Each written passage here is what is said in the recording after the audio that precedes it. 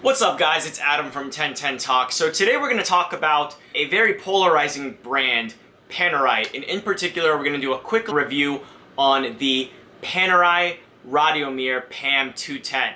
Now, if you've watched my channel for a little while now, you know that I've had a PANERAI Luminor. The actual reference number of that was PAM 1000.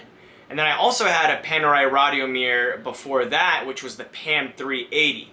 But I'm going to tell you guys why the PAM 210 is better than either of those, and also give you guys a couple recommendations before you purchase your first PANERAI, things to consider. So let's get right into it. Alright guys, so as I mentioned before, I used to own a PAM 1000 and a PAM 380. So the PAM 380 was very similar to this PANERAI PAM 210, except it had a running seconds hands, and there were a couple other small differences that I will talk about in a second. And the PAM 1000 is basically the base model Luminor, the current generation of the base model Luminor. So in years prior, it was called the PAM 000. That's kind of the original, the OG PANERAI that most people are after if you're a Paneristi. So let's go ahead and really quickly knock out some of the specs of this PAM 210. And then I'll tell you guys why the PAM 210 is so much better than the PANERAIs I've owned in the past. And these are also things that I think as a new PANERAI owner, you guys should consider if you're looking to buy a PANERAI Radiomir or Luminor. It goes both ways for this one. So the Radiomir PAM 210, production years were from 2005 to 2012. So it is an older model. Chances are you're going to have to get it used, but you can usually find them in pretty excellent condition, especially since it's extremely easy to polish the fully polished case. So you're probably going to get a pretty good condition one. And there's plentiful amount of straps, aftermarket straps that you can put on it to put on a fresh new strap. So it has the Caliber OPX, which is basically a Unitas pocket watch movement, which shouldn't be scoffed at or anything. I know PANERAI does a lot of in-house movements now, but if you look back at PANERAI's history back around World War II, when PANERAI and Rolex were kind of cooperating together to produce these movements for the Italian military, PANERAI wasn't using their own in-house movements. They were using Rolex movements. So it is true to the brand heritage and history that they use an outsourced movement. Plus, it's going to be a lot easier for you to service in the future. Keep in mind, if you get one of the new PANERAI 8 days, it's going to be way more expensive. Power reserve of 56 hours, water resistance of 100 meters.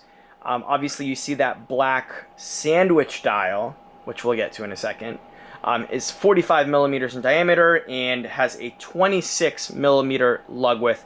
That actually wears really well with the case. Because of those wired lugs. So fear not of the lug width. So reasons why I like the PAM 210 so much more than any of the others, and the PAM 000 in this case, which is I would consider the Radiomir's brother. So my other two PANERAIs had what you call a sausage dial. So a sausage dial has the lume basically caked on and applied to the dial.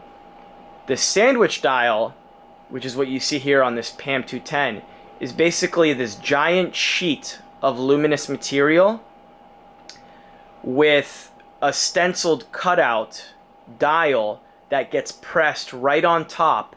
So right in the 12, 3, 6, and 9, you see these kind of cutaways instead of having applied numerals. So the reason why I like the sandwich dial some more is because visually, I think it's much more attractive. If you see the two in person, you'll notice it right away. But also, the sandwich dial is very, very true to the history of PANERAI in the 30s, 40s, and 50s. That's kind of like the original way PANERAI used to do everything.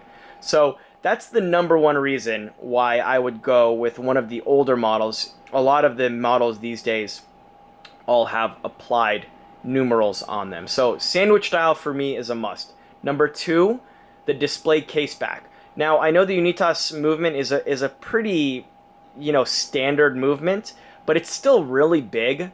And the fact that it's a hand wind movement, it's pretty nice seeing that big fat mainspring barrel and the finishing, however nice you want to consider it.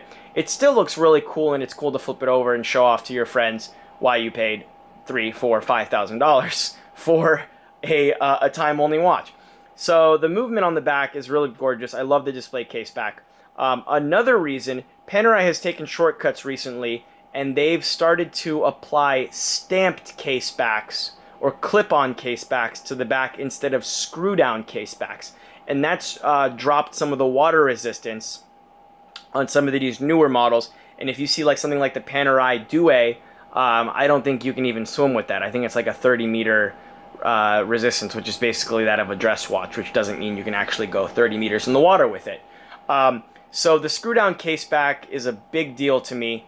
I think that's more prevalent in the Radiomir models, but just keep an eye out for that. That's another reason why I would go a little bit older on some of these models like the PAM 000. And the last reason, I've kind of touched on it already, is the fact that PANERAI uses the Unitas movement in it. So these new movements, these new in-house 3-day, 8-day movements that PANERAI is producing, they're great and all, but the thing is, it's going to cost an arm and a leg when you finally actually have to take them and get them serviced. You're going to have to take them to the PANERAI boutique, most likely, or some type of authorized dealer, and have it sent to PANERAI, because not that many watchmakers have had their hands on these new PANERAI movements.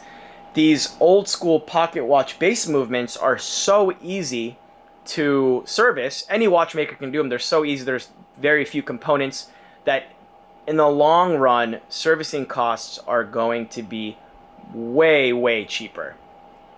So those are kind of like my 3 biggest reasons or biggest things to look out for when you're looking to purchase your own PANERAI, whether it is a Radiomir or a Luminor. All the things that I just mentioned apply. And in any case, I think that about wraps things up. So let me know what you guys think about the PAM 210, about the points that I brought up in general about PANERAI. Let me know if you think PANERAI is a waste of money, if it's an overpriced, big fashion watch with a base caliber Unitas ETA movement that's totally not worth the money. I had that PANERAI for, I think, 3 months or so, and I actually traded it for this bad boy here. I'm not going to give anything away yet, but I think you guys can see exactly what this is.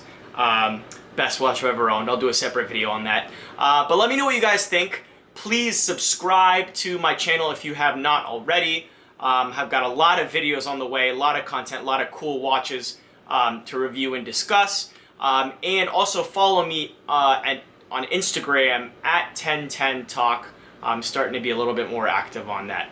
So until next time, I'll see you guys in the next review.